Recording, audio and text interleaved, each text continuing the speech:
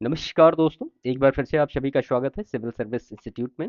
देखिए, ये आज हमने एक नया आप ये कह सकते हैं सीरीज स्टार्ट करी है, जो कि प्राचीन भारत का इतिहास को आप ऑन मैप देखेंगे पूरा डिटेल।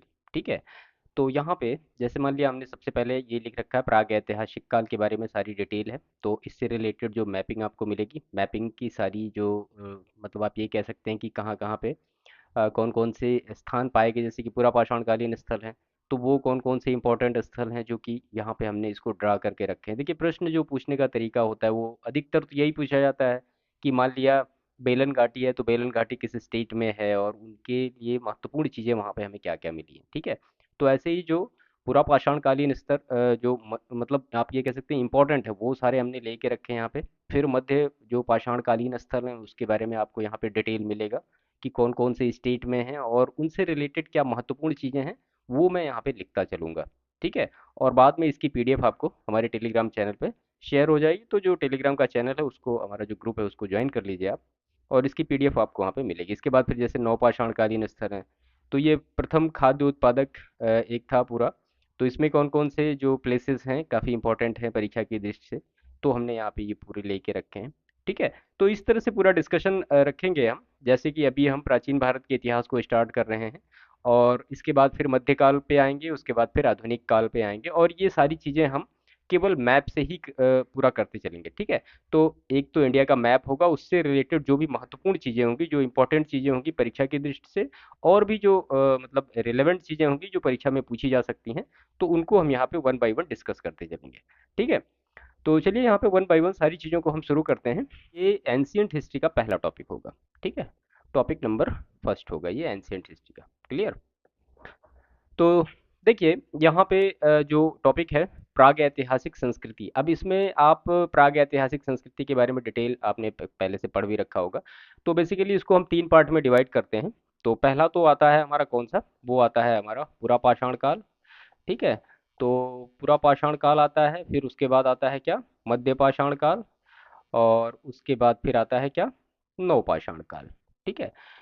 तो पहले से आपने पढ़ भी रखा होगा, मैं आपको कुछ महत्वपूर्ण चीज़ें एक बार फिर से रिकॉल करा देता हूँ। देखिए, पूरा पाषाण काल का जो टाइम पीरियड है, जिसको हम इंग्लिश में कहते हैं पैलियोलिथिक एज, सॉरी, तो ये था 5 लाख वर्ष पूर्व से लेके 50,000 बीसी तक का। ठीक है। ऐसे ही अगर जो मेसोलिथिक एज है, यानी जो मध्य पाषाण काल है, वो 8,000 बीसी से लेके 4,000 बीसी तक का है। देखिए, टाइम पीरियड जब आपको क्लियर होता है ना, तो चीज़ों को रिकॉल करने में आसानी होती है। इसके बाद फिर नियोलिथिक एज यानी नवपाषाण काल का टाइम पीरियड अगर आप देखेंगे, तो ये 4,000 बीसी से लेकर के 250 बीसी तक का आपको मिलेगा। ठीक है। तो ये एक बेसिक डिवीजन था, जो कि पुरापाषाण काल, मध्यपाषाण काल और नवपाषाण काल के बारे में। ठीक है। और ये सारी चीज़ें आप जानते हैं कि पुरातात्विक जो सामग्रियां होती हैं, इनकी काल की गणना कैसे की जाती है। तो वो कार्बन जो डेटिंग विधि होती है, कार्बन 14 विधि, इससे हम ये सारी चीज़ें क्लियर आउट करते हैं। तो चलिए हम सीधा मैप पे आते हैं, यहाँ पे वन बाय वन सारी चीज़ों को देखते हैं। ठीक है। तो यहाँ पे सबसे पहला जो हमारा मैप में दिया गया है, ये है बेलन घाटी। ठीक है। तो बेलन घाटी के बारे में सबसे पहली चीज़ तो आप यहाँ पे ये जान लीजिए कि ये कहाँ पे है। तो ये उत्तर प्रदेश में है, और उत्तर प्रदेश के किस जिले में है, ये मिर्ज़ापुर में है। यहाँ से आप ये कह सकते हैं कि ये जो है निम्न, और इसके बाद मध्य, और इसके बाद फिर उच्च पुरा पाषाण काल, सभी के साक्ष्य प्राप्त हुए बेलन घाटी से। ठीक है।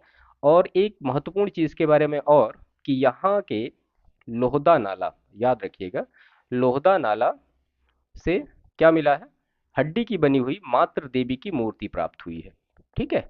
तो मात्र देवी की मूर्ति कहाँ से प्राप्त हुई है, ये प्राप्त हुई है आपको बेलन घाटी से।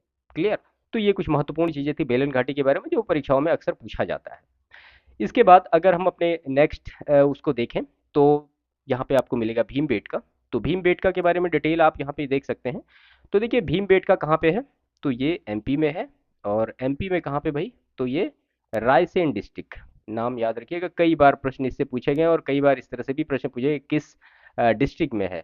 तो ये रायसेन डिस्ट्रिक्ट में विंध्य पर्वत श्रेणी के मध्य है। ठीक है। तो ये भी सारी चीज़ें आप क्लियर रखिएगा। ठीक है। और किस नदी के किनारे है, तो ये नर्मदा नदी के तट पर है, यानी नर्मदा नदी के किनारे है। ठीक है। उसके बाद इसमें आप ये कह सकते हैं कि यहाँ से लगभग 600 प्राचीन गुफाएं और शैलाश्रय प्राप्त हुए हैं। यहाँ पे हम लिख लेते हैं कि 600 प्राचीन गुफाएं यहाँ से मिली हैं, और क्या क्या मिला है, और शैलाश्रय प्राप्त हुए हैं, जिन पर अ, मतलब दीवारों पे जो चित्र बने हुए हैं वो सारे हैं। अगर भित्तियों का आप इतिहास देखेंगे तो ये लगभग आपको 10,000 साल पुराना मिलेगा, 10,000 वर्ष पुराना। ठीक है, प्राचीन है ये जो मतलब चित्र बने हुए हैं इस पे। इसके बाद हम अपना जो नेक्स्ट देखते हैं वो है क्या, नर्मदा घाटी। तो नर्मदा घाटी के बारे में यहाँ पे डिटेल लिख लेते हैं। ठीक है, तो नर्मदा घाटी के बारे में अगर आप डिटेल देखना चाहें, जो कि नर्मदा घाटी कहाँ पे है, तो ये भी मध्य प्रदेश का ही पार्ट है। और इस क्षेत्र से क्या क्या मिला है, तो यहाँ से मिला है हस्तकुठार, हस्तकुठार मिला है, और क्या मिला है, और मिला है वहाँ पे क्लीवर। ठीक है, जिसको क्या कहते हैं हिंदी में बिदारणी। ठीक है, मध्य नर्मदा घाटी के हथनौरा, एक जगह का नाम है हथनौरा, हथनौरा। ठीक है, राइटिंग मेरी थोड़ी सी खराब है, इसके लिए मैं आप सभी से माफ़ी मांगूंगा, क्योंकि थोड़ा सा दिक्कत है इसमें, तो मैं कह सही रहा हूँ। ठीक है, हथनौरा, जो कि कहाँ पे है, ये होशंगाबाद में है। ठीक है, ये होशंगाबाद में है। यहाँ से मिली है मानव की खोपड़ी की प्रमाण, मानव खोपड़ी के प्रमाण यहाँ से मिले हैं। ठीक है, जिसे जो मानव है उसको किस वर्ग का माना जाता है, तो होमो इरेक्टस वर्ग का माना जाता है। होमो इरेक्टस जो इसका वर्ग है ये माना जाता है। ठीक है, भारत में केवल नर्मदा घाटी से ही मानव जीवाश्म मिला है, केवल नर्मदा घाटी से ही जो मिला है मानव जीवाश्म का मतलब प्रतीक मिला है। और इसका कारण यहाँ की क्या है, तो वो उसका जो रीजन है वो है यहाँ की जलवायु। ठीक है, तो ये कुछ महत्वपूर्ण चीजें थी नर्मदा घाटी के बारे में। इसके बाद हम अपने नेक्स्ट उसको देखते हैं, जो कि है नेवासा। ठीक है, तो नेवासा के बारे में कुछ इंपॉर्टेंट चीजें हम यहाँ पे देख लेते हैं। तो नेवासा के बारे में यहाँ पे हम लिखते हैं, देखिए नेवासा है कहाँ पे, तो नेवासा है महाराष्ट्र में। ठीक है, तो ये है महाराष्ट्र में नेवासा है। और किस डिस्ट्रिक्ट में है, तो ये अहमदनगर डिस्ट्रिक्ट में पड़ेगा आपका। ठीक है, और हड़प्पा संस्कृति के पश्चात ये जोरवे संस्कृति का भी केंद्र रहा। आप इसको यहाँ भी नोट करिए, तो ये जो है वो जोरवे संस्कृति का भी केंद्र रहा। ठीक है, महाराष्ट्र में है नेवासा, नाम याद रखिएगा, कई बार प्रश्न पूछा गया है। इस क्षेत्र में कृषक संस्कृति का विकास हुआ, और यहाँ डोलोमाइट पत्थर के उपकरण मिले हैं। ठीक है, तो यहाँ पे डोलोमाइट पत्थर के उपकरण मिले हैं। ठीक है, यहाँ से आप ये लिख सकते हैं इस तरह से। और भी बहुत महत्वपूर्ण चीज़ें यहाँ के बारे में है, तो यहाँ से क्या क्या मिला है, तो हाथी और घोड़े के अवशेष प्राप्त हुए हैं, हाथी और घोड़े के अवशेष यहाँ से मिले हैं। और इसके साथ साथ और क्या क्या चीज़ें मिली हैं, तो मिला है शंख की चूड़ियाँ, और यहाँ से मिला है रोमन एरेंटाइट शैली के मृदभांड आपको मिलेंगे आप यहाँ से। और एक महत्वपूर्ण जो परीक्षा में पूछी गई है कि पत्थर की बनी हुई आटा चक्की, पत्थर की बनी हुई आटा चक्की कहाँ से प्राप्त हुई है, तो वो नेवासा से मिली है। ठीक है, तो ये नेवासा के बारे में काफ़ी इंपॉर्टेंट फैक्ट है, इसको आप अच्छी तरीके से याद रखिएगा। ठीक है, इसके बाद जो नेक्स्ट हमारा है पूरा पाषाणकालीन स्थल, उसको कि हम कहते हैं क्या, पाटन।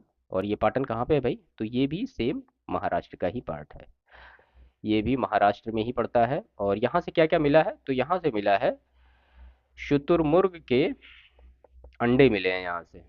ठीक है, तो शुतुरमुर्ग के अंडे यहाँ से मिले हैं, और उस अंडों पे चित्रांकन मिला है, अंडों पर चित्रांकन।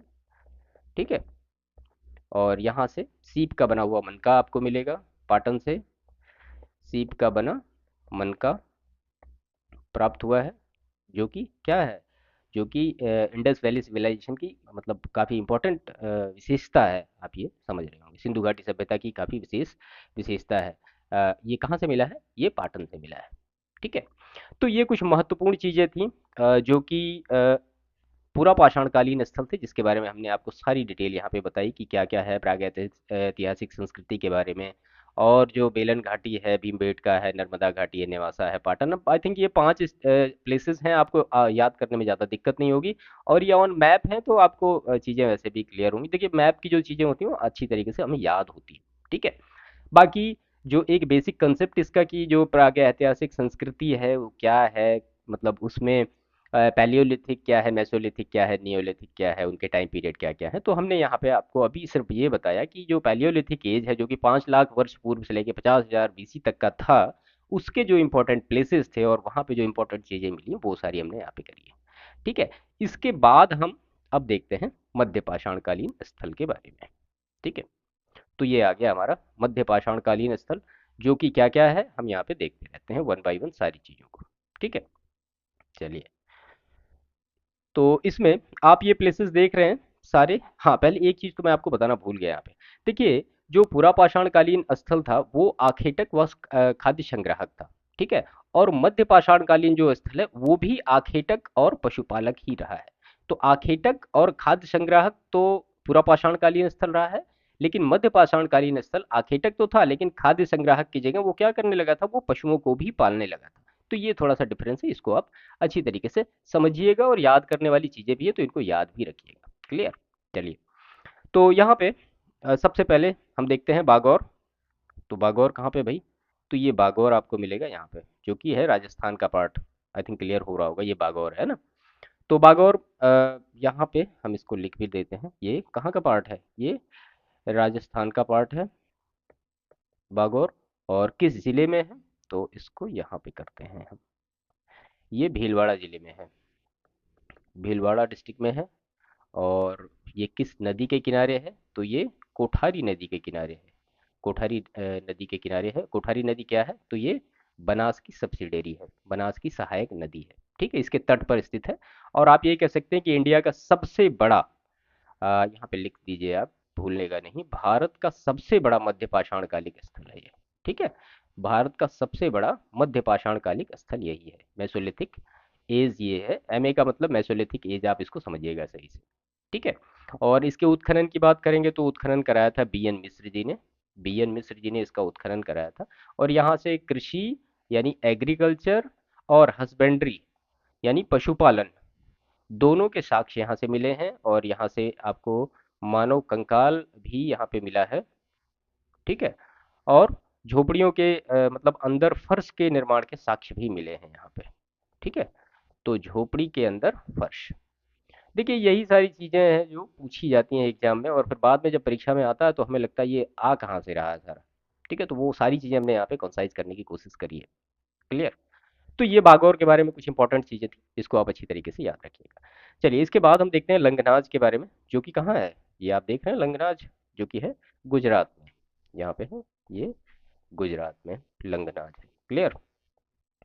तो यहाँ से भी मध्य पाषाणकालीन उपकरणों का काफी ढेर प्राप्त हुआ है। हाँ, यहाँ से एक चीज नहीं मिली है, धातु के औजार। मैं इसको कट कर दे रहा हूँ। तो धातु के औजार यहाँ से नहीं मिले हैं, ये याद रखिएगा। कहाँ से? लंगनाज से, ठीक है। तो धातु के औजार लंगनाज से नहीं मिले हैं। और बाकी मिले क्या क्या चीजें हैं, तो वो फिर हस्त निर्मित मृदभांड मिले हैं। हस्त निर्मित मृदभांड के साक्ष्य यहाँ से प्राप्त हुए हैं। और पशुओं के अवशेष की बात करेंगे आप, तो यहाँ से कछुए, कछुआ है, और भैंस है, और उसके बाद हिरण है, और फिर नीलगाय है। इन सब के प्रमाण यहाँ से मिले हैं। और मतलब ये ऐसा एक अनुमान लगाया जाता है कि पालतू मतलब ये हो सकता है कि पालतू हो, और ऐसा नहीं भी हो सकता है कि ये पालतू हो। संभवतः ये मनुष्य के, मतलब यही माना जाता था कि मनुष्य के ये भोजन के लिए थे सारे, ठीक है। तो ये लंघनाज के बारे में सारी डिटेल हो गई, जो कि गुजरात में। इसके बाद हम आदमगढ़ को देखते हैं। तो आदमगढ़ कहाँ पे है, तो ये एमपी का पार्ट है, मध्य प्रदेश में आदमगढ़ आपको मिलेगा। और इसके बारे में, ये वही फिर होशंगाबाद जिले में है, यहाँ पे लिख देते हैं होशंगाबाद जिले में। देखिए छोटी छोटी चीजें ही परीक्षाओं में पूछी जाती हैं और अक्सर कंफ्यूज करती हैं हमें। और ये निम्न और मध्य दोनों का स्थल है, हमने उसको पुरापाषाण कालीन में भी देखा था। अगर यहाँ से आप बात करेंगे तो यहाँ से आपको किसके साक्ष्य मिलेंगे, तो यहाँ से पशुपालन के साक्ष्य मिले हैं। क्लियर। इसके बाद यहाँ के जो निर्मित चित्र हैं उनकी श्रृंखला ताम्र पाषाण से काल से लेकर के मध्य काल तक की मिलती है, ठीक है। तो ये आदमगढ़ के बारे में कुछ महत्वपूर्ण चीजें थी। इसके बाद फिर हम देखते हैं पचमढ़ी को। पचमढ़ी में क्या क्या चीजें हैं, तो पचमढ़ी यहाँ पे है, आप ये भी देख रहे हैं, तो ये भी किसका पार्ट है, एमपी का पार्ट है। डिटेल यहाँ पे कर लेते हैं हम इसकी। तो पचमढ़ी के निकट मध्य पाषाण युग के दो शैलाश्रय प्राप्त हुए हैं, जिनका नाम क्या क्या है। तो यहाँ से दो शैलाश्रय प्राप्त हुए हैं। दो शैलाश्रय कौन कौन से प्राप्त हुए हैं, तो पहला जो प्राप्त हुआ है उसका नाम है क्या, जम्बूद्वीप, जम्बूद्वीप। और दूसरे का नाम क्या है, डोरोथो द्वीप। ठीक है, तो ये दो जो है वो शैलाश्री प्राप्त हुए, डोरोथो द्वीप। क्लियर। इसके बाद फिर हम ऊपर आते हैं नेक्स्ट पे। तो यहाँ पे देखिए, उत्तर प्रदेश की बात करेंगे तो आपको उत्तर प्रदेश में आप यहाँ पे प्रतापगढ़ जिले में ही खास तौर पे ये देख रहे हैं ना, ये प्रतापगढ़ जिले में ही कई सारे प्लेसेस मिल जाएंगे, जैसे कि लेखैया है, बगाई खोर है, महदहा है, फिर सराय नाहर राय है, फिर दमदमा है। और आप लास्ट ईयर के प्रश्न उठा के देखेंगे तो आपको इनसे सभी से लगभग प्रश्न कहीं ना कहीं पूछे गए हैं। तो एक बार कॉन्साइज कर लेते हैं हम, यहाँ पे इसको लिख देते हैं, ये यूपी का प्लेसेज है, तो आप इसको याद रखिएगा कि ये जो पांचों प्लेसेज हैं ये यूपी के ही हैं। ठीक है, तो लेखैया ये कहाँ मिला है, ये प्रतापगढ़ जिले का है। ठीक है, प्रतापगढ़ जिले में ये है, स्थित है। और यहाँ से एक महत्वपूर्ण चीजें मिली हैं कि मानव कंकाल मिला है, लेकिन वो छत बिछत अवस्था में रहा है। ठीक है, मानव कंकाल की प्राप्ति यहाँ से हुई है, लेकिन वो कैसा है, वो छत बिछत अवस्था में है। वो मतलब आप इसका समझ रहे होंगे छत बिछत का क्या होता है। क्लियर। इसके बाद युद्ध का भी प्रमाण यहाँ से मिला है, लेखैया से युद्ध का प्रमाण मिला है लेखैया से। ठीक है, और इसके अलावा भी यहाँ से ज्यामिति और गैर ज्यामिति युक्त मृदभांड भी ये सारे मिले हैं। बगाई खोर की बात करेंगे तो ये भी प्रतापगढ़ में ही है, बगाई खोर। और यहाँ से मतलब आप ये कह सकते हैं कि ये बुल्ढाना पहाड़ी पर है। कहाँ पे, बुल्ढाना पहाड़ी पर स्थित है, बुल्ढाना पहाड़ी पर। और यहाँ से मध्यपाषाण कालीन उपकरण, हस्त निर्मित मृदभांड और सारी। और एक महत्वपूर्ण चीज यहाँ से क्या है कि पालतू पशुओं के प्रमाण मिले हैं, पालतू पशुओं के प्रमाण यहाँ से मिले हैं। क्लियर। इसके बाद हम महदाहा की बात करें अगर, तो महदाहा कहाँ पे है, तो ये भी उत्तर प्रदेश का ही पार्ट है और ये भी प्रतापगढ़ का ही पार्ट है। यहाँ से एक जो महत्वपूर्ण चीज मिली है वो है बूचड़ खाने का साक्ष्य यहाँ से मिला है। ठीक है, तो बूचड़ खाने का साक्ष्य कहाँ से मिला है, वो महदाहा से मिला है। और एक महत्वपूर्ण चीज यहाँ की है, तो यहीं पे मैं लिखता हूँ कि दो युगल समाधियां मिली हैं यहाँ से, ये प्रश्न पूछा गया है। दो युगल समाधियां यहाँ से मिली हैं, कहाँ से, महदाहा से। ठीक है, जिसमें स्त्री पुरुष जाहिर सी बात है दोनों हैं। और यहाँ मांस को भून कर खाने का साक्ष्य मिला है। महादहा में 35 गर्त के चूल्हे भी मिले हैं, तो ये भी नोट कर लीजिए आप, 35 गर्त के चूल्हे, क्योंकि महत्वपूर्ण डेटा है। ठीक है, तो ये महदहा के बारे में कुछ महत्वपूर्ण चीजें थी। सराह नहर राय काफी इंपॉर्टेंट ये फैक्ट है, प्लेसेस भी काफी इंपॉर्टेंट है। तो ये भी प्रतापगढ़ जिले में ही है। और यहाँ से क्या क्या मिला है ये हमें काफी महत्वपूर्ण है। तो यहाँ पे एक छोटी बस्ती का प्रमाण मिला है, कुछ भट्टियां मिली हैं। ठीक है, तो ये भट्टियां हैं। और एक बड़ी सामुदायिक भट्टी भी यहीं से प्राप्त हुई है। झोपड़ी का फर्श यहाँ से मिला है, तो झोपड़ी का फर्श यहाँ से मिला है। कब्रें भी मिली हैं काफ़ी यहाँ पे। ठीक है, जिसमें मतलब आप ये कह सकते हैं कि काफ़ी मात्रा में नरकंकाल हैं, कुछ अस्थियां हैं, सींग निर्मित उपकरण हैं, ये है यहाँ पे। और एक और जो महत्वपूर्ण चीज़ें मिली हैं वो 8 गर्त का चूल्हा मिला है यहाँ से।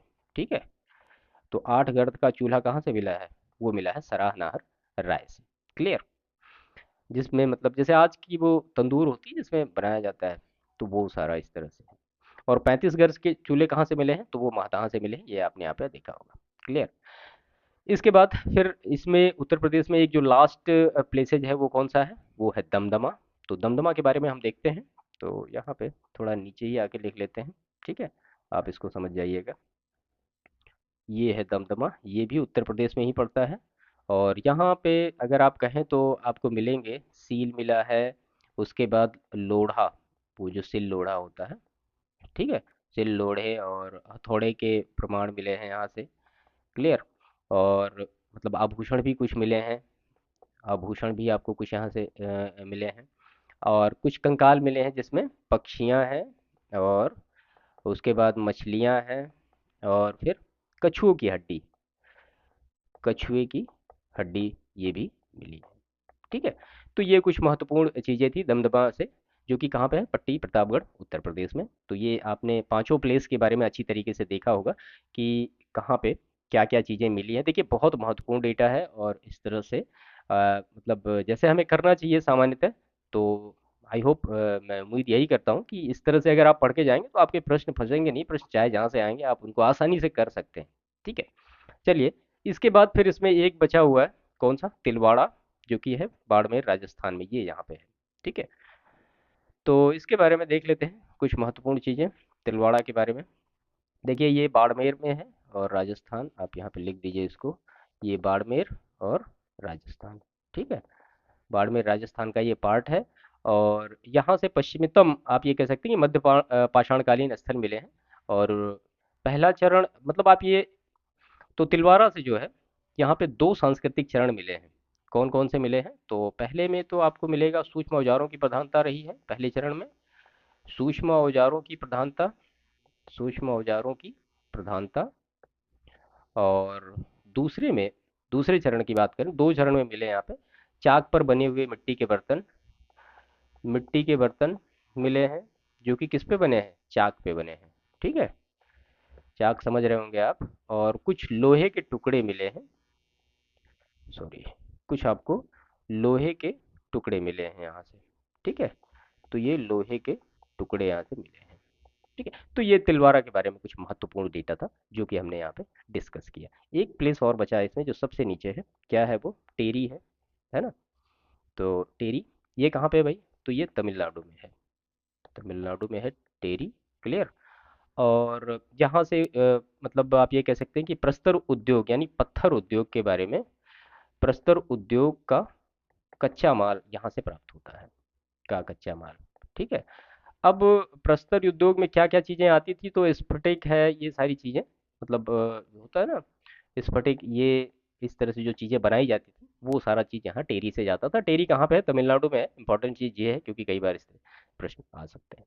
तो ये पूरा डिटेल था मध्य पाषाणकालीन स्थल के बारे में जो कि हमने यहाँ पे डिस्कस किया, जो कि आखेटक और पशुपालक था। इससे पहले हमने जो डिस्कस किया वो था पूरा पाषाणकालीन स्थल, जो कि आखेटक भी था और खाद्य संग्राहक था। तो ये अंतर है दोनों मध्य पाषाणकालीन और पूरा पाषाणकालीन स्थल के बारे में, तो वो हमने यहाँ पे पूरा किया।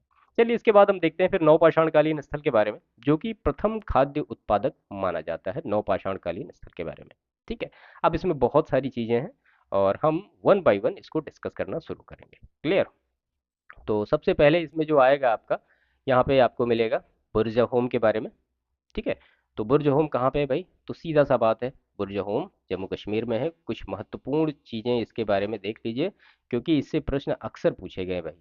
हम्म, तो श्रीनगर से 20 किलोमीटर दूर उत्तर पश्चिम में ये स्थित है। और इसकी खोज किसने करी थी? तो 1935 ईस्वी में डी टेरा ने, डी डी टेरा, और किसने करी थी? पीटरसन ने की थी। ठीक है, पीटरसन ने इसकी खोज करी थी, किसकी? बुर्जा होम की। ठीक है, और यहाँ से नौपाषाण काल के तीन चरण मिले हैं। प्रथम चरण में गड्ढे खोद कर बनाए गए आवास से, और दूसरे चरण में क्या था?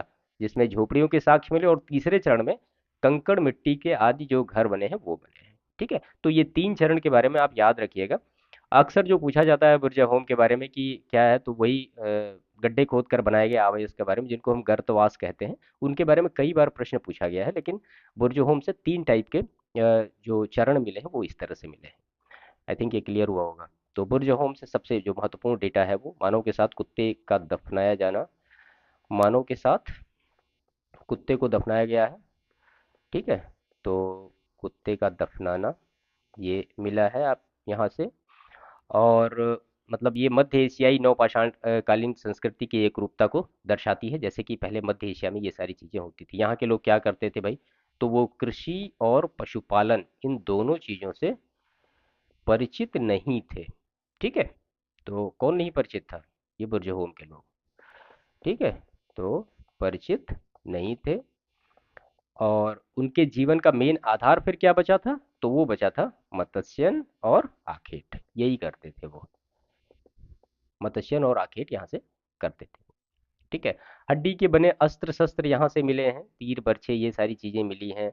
और यहाँ से शिलाजीत के अवशेष मिले हैं जो हड़प्पा लोगों का क्या था, एक आयुर्वेदिक जड़ी बूटी के रूप में उसको यूज करते थे। ठीक है, तो ये बुर्ज होम के बारे में कुछ इंपॉर्टेंट फैक्ट थे जो कि प्रश्न पूछेंगे। प्रश्न जो पूछे गए हैं बुर्ज होम के बारे में, मैंने जहाँ तक देखा है तो वो बस यही एक प्रश्न पूछा जाएगा, मानव के साथ कुत्ते को दफनाने का जो मतलब वो कहाँ से मिला है, या फिर गर्तवास कहाँ से मिला है।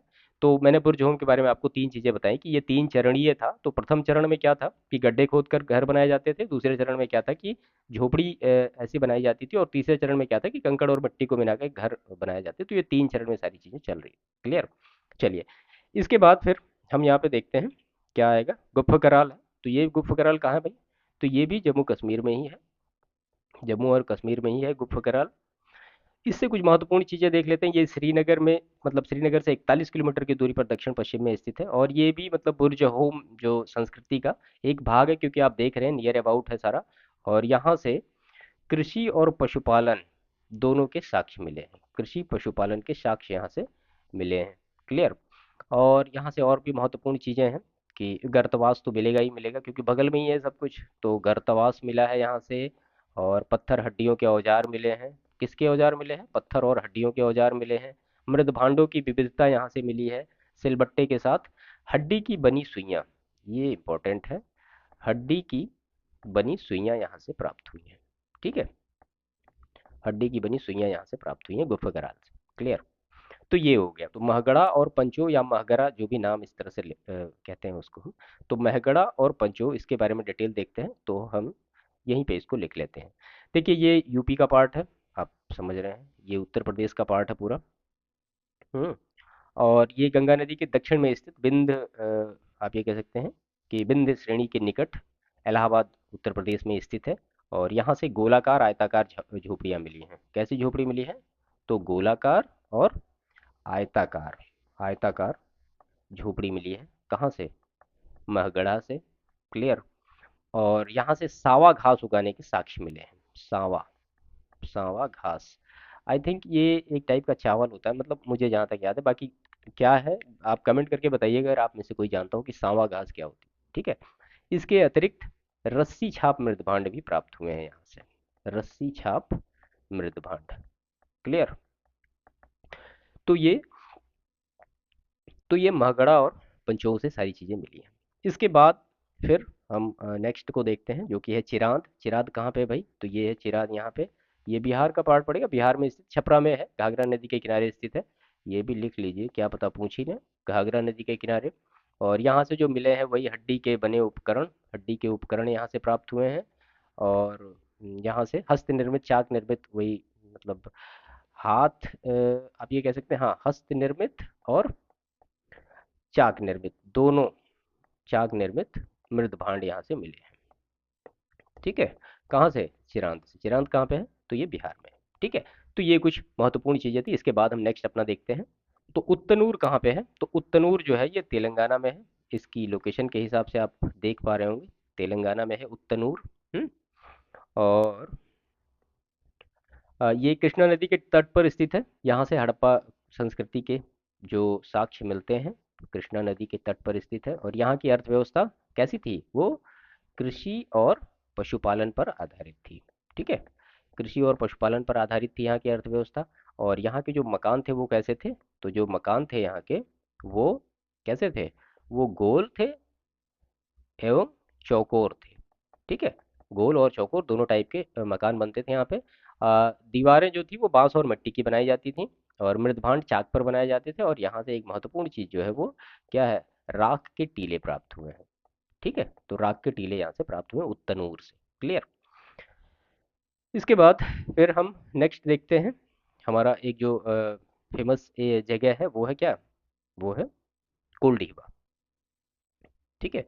तो कोल्डीवा के बारे में डिटेल हम यहाँ पे देखते हैं। कोल्डीवा भी उत्तर प्रदेश में स्थित है, और इलाहाबाद में, मतलब इलाहाबाद में ही स्थित है ये भी। और ये बेलन नदी के दाएं तट पर, एक बार प्रश्न पूछा गया है, कहाँ पे? बेलन नदी पे बाएं तट पर स्थित है कोल्डीवा, बाएं तट पर। याद रखिएगा, मतलब इस तरह से प्रश्न अक्सर यूपीपीसीएस में, आरओ आरओ में, प्रीलिम्स में इस तरह से पूछे जाते हैं। और कृषि और पशुपालन यहाँ का पूरा व्यवसाय था, कृषि पशुपालन। और धान की खेती के प्रमाण मिले हैं यहाँ पे। महत्वपूर्ण जो चीज़ है कोल्डीवा से, धान की खेती के प्रमाण यहाँ से मिले हैं।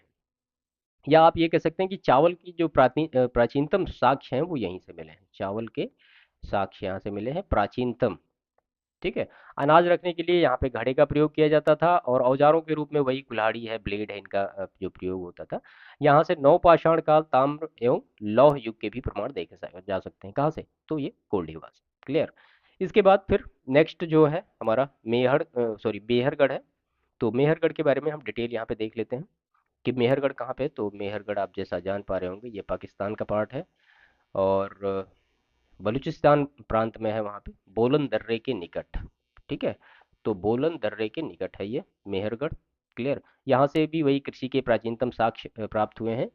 गेहूं और जौ, गेहूं और जौ मतलब यहाँ की मुख्य फसलें थी। और कच्ची ईंटों का मतलब कच्ची ईंटों से निर्मित, आप ये कह सकते हैं कि कच्ची ईंटों से निर्मित मकान में लोग यहाँ के रहते थे। ठीक है। तो कच्ची ईंटों से निर्मित मकान के भी साक्ष्य यहाँ से मिले। क्लियर। इसके बाद फिर इसमें सारे हो गए। तो बुरजहोम हो गया, गुफकराल हो गया, मेहरगढ़ हो गया, महगढ़ा, पंचो हो गया, और ये पंचो है, और फिर चिरांद, कुलडीहवा, उत्तनूर, ये सारा हो गया। इसके बाद और भी कुछ है इसमें जो महत्वपूर्ण है, वो भी हमने अलग मैप में नोट करके रखे हैं। तो हम यहाँ पे उनको देखते हैं। ठीक है। तो इसके बाद इसमें हम देखते हैं सरायखोला के बारे में। ठीक है। तो सरायखोला कहाँ पे है? तो ये पाकिस्तान का पार्ट है। और यहाँ से क्या क्या चीज़ें मिली हैं? तो यहाँ पे वही मतलब आप पहले इसकी लोकेशन देख लीजिए। ये पोटवार पठार, पोटवार पठार में स्थित है ये। और यहाँ से जो तक्षशिला जो संग्रहालय था, वो मात्र 4 किलोमीटर की दूरी पर स्थित था। इसकी खोज 1960 में हुई थी। और यहाँ से प्रारंभिक कृषक समुदायों के बारे में जानकारी प्राप्त होती है। और घिसाई किए पत्थर के औजार यहाँ से प्राप्त हुए हैं। ठीक है। पत्थर के औजार घिसाई किए हुए जो थे, वो प्राप्त हुए यहाँ से। ठीक है। इसके बाद फिर आता है नंबर किसका? गुमला का। तो गुमला कहाँ पे है? तो जाहिर सी बात है, ये भी पाकिस्तान में ही होगा। और ये डेरा इस्माइल खां के नियर अबाउट है, सिंधु नदी के किनारे है। ठीक है।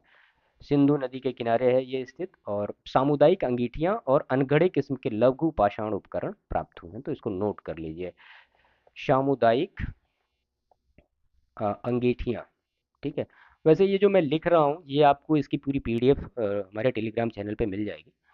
तो आप वहाँ भी इसको देख सकते हैं, और अगर आप लिख सकते हैं तो बहुत अच्छा है। वो तो सबसे बेस्ट है, चीज़ें आपको आसानी से याद हो जाएंगी। ठीक है। इसके बाद फिर जलीलपुर की बात करें, तो जलीलपुर भी कहाँ है? तो ये भी पाकिस्तान में है। और यहाँ ये रावी नदी के तट पर है। ठीक है। इसके बाद फिर ये नेक्स्ट है सारू तारू। तो सारू तारू कहाँ पे है? तो ये असम में है। ठीक है। सारू तारू असम में है, और असम और मेघालय की सीमा पर है बेसिकली। एकम धीम, कुल्हाड़ी और रस्सी छाप मृदभांड मिले हैं। चावल की कृषि के प्रमाण यहाँ से मिले हैं। ठीक है। चावल की कृषि के प्रमाण यहाँ से मिले हैं। कहाँ से मिले हैं? तो ये सारू तारू से। क्लियर। इसके बाद फिर दाऊजली हैंडिंग है। तो दाऊजली हैंडिंग ये कहाँ है? ये असम में है। और यहाँ भी वही मतलब मृदभांड है, स्फटिक कण, मतलब आप ये कह सकते हैं कि स्फटिक कण यहाँ पे बहुत मात्रा में मिले हैं। जो कुल्हाड़ियाँ उल्हाड़ियाँ बनाई जाती थी, तो उसमें स्फटिक जो एक पार्ट होता था, कण, तो वो सारा इसमें चिपकाया जाता था। क्लियर। इसके बाद फिर है यहाँ पे पायनथोर लॉन्ग टीन। ठीक है। ये जो नाम है, ये कहाँ पे है? ये है मेघालय में। ठीक है। मेघालय में स्थित है। और हाथ की रस्सी के निशान वाला मृदभांड यहाँ पे मिला है। तो लिख लीजिए, हाथ की रस्सी वाला मृदभांड। ठीक है। हाथ की रस्सी वाला मृदभांड यहाँ से प्राप्त हुआ है। क्लियर। इसके बाद फिर जो एक नाम आ रहा है यहाँ पे, कुचाई। ठीक है। ये है, ये कुचाई है।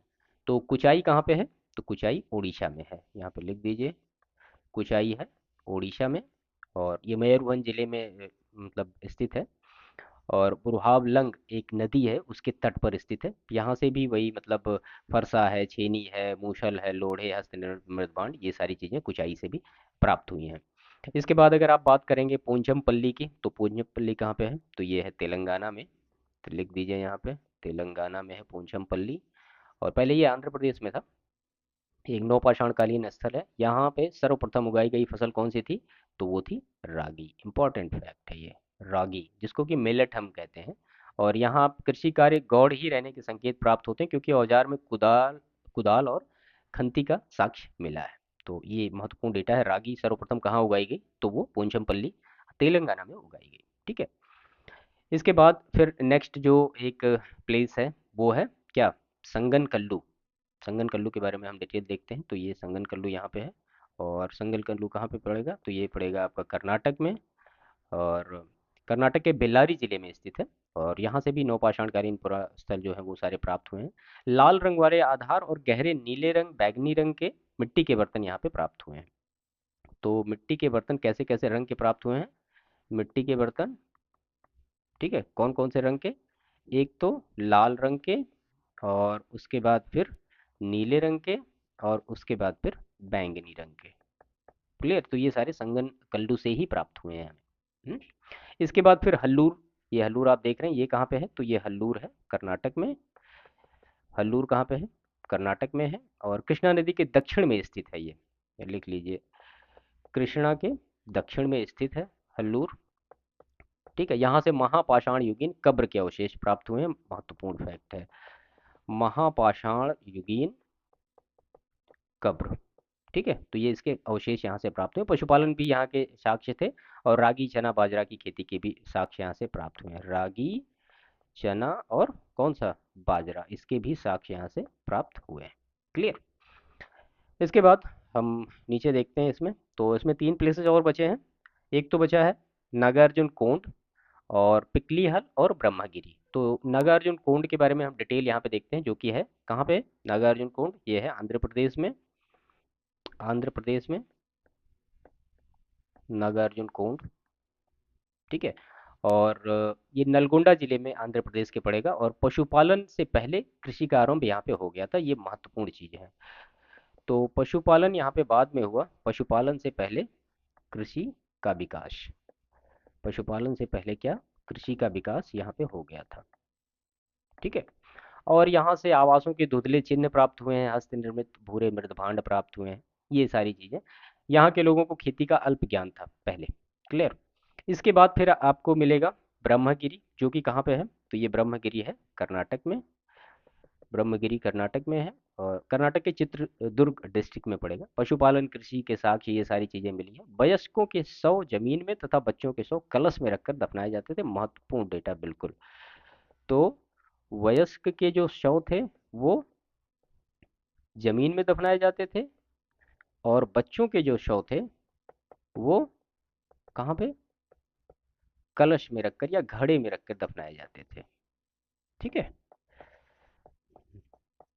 ये हो गया, ये मतलब महत्वपूर्ण डेटा है ब्रह्मगिरी के बारे में, जो कि कर्नाटक में पड़ेगा आपका। इसके बाद फिर पिकली हल। तो पिकली हल यहाँ पे है, ये भी कहाँ पे पड़ेगा, तो ये भी कर्नाटक में ही पड़ेगा पिकली हल। और यहाँ पे मतलब कृष्णा और गोदावरी नदी के बेसिन में ये पड़ेगा। पालिसदार प्रस्तुत कुल्हाड़ियाँ हैं, स्लेटी रंग के, काले मतलब रंग के मिट्टी के बर्तन, ये सारे मिले हैं। और यहाँ के लोग जो यहाँ के लोग थे, ये महत्वपूर्ण डेटा है, मौसमी शिविरों में निवास करते थे। ठीक है, मौसमी शिविरों में निवास करते थे। सांड जैसी आकृति वाली मूर्ति यहाँ से मिली है, सांड जैसी आकृति वाली मूर्ति। ठीक है, सांड जैसी आकृति वाली मूर्ति कहाँ से मिली है, तो वो मिली है पिपली हल से, जो कि है कर्नाटक में। ठीक है, यहाँ के लोग कृषि और पशुपालन से पूर्णतया परिचित थे। क्लियर। तो ये कुछ महत्वपूर्ण चीजें थी। और यहाँ पे हमने जो डिस्कस करी, ये पूरे जितने भी नौपाषाण काल के स्थल थे वो सारे हमने यहाँ पे डिस्कस कर डाले। ठीक है, वन बाय वन सारे जो भी थे महत्वपूर्ण चीजें थी। देखिए अगर आप चैप्टर नंबर 1 की बात करेंगे, जो कि प्राचीन भारत का इतिहास, जिसमें पूरा प्रागैतिहासिक संस्कृति में, तो इतने सारे प्लेसेस के बारे में अगर आप पढ़ लेंगे, तो आई होप प्रश्न मतलब ऐसे नहीं होंगे कि प्रश्न पेपर में आए और ना मिले, क्योंकि यही सारी चीज़ें हैं। तो ये कुछ महत्वपूर्ण डेटा था यहाँ पे जो कि हमने डिस्कस करा, और इसको आप अच्छी तरीके से प्रिपेयर करिएगा। और एक चीज़ और है, इसके बारे में आप हमें कमेंट जरूर करिएगा कि ये सीरीज कैसी है, इसको इसमें कुछ क्या सुधार हो सकता है, आप अपने सुझाव हमें दे सकते हैं इसके बारे में। बाकी इसकी पीडीएफ जो होगी वो आपको मिल जाएगी, और पूरी हिस्ट्री को हम ऐसे ही कवर करेंगे। क्लियर। तो बाकी सेशन को समाप्त करते हैं, और चैनल को सब्सक्राइब जरूर करिएगा अगर आपको लगता है कुछ हेल्पफुल है, और वीडियो भी लाइक करिएगा, बाकी शेयर भी करिएगा आप। बाकी मिलते हैं नेक्स्ट सेशन में, तब तक के लिए आपका बहुत बहुत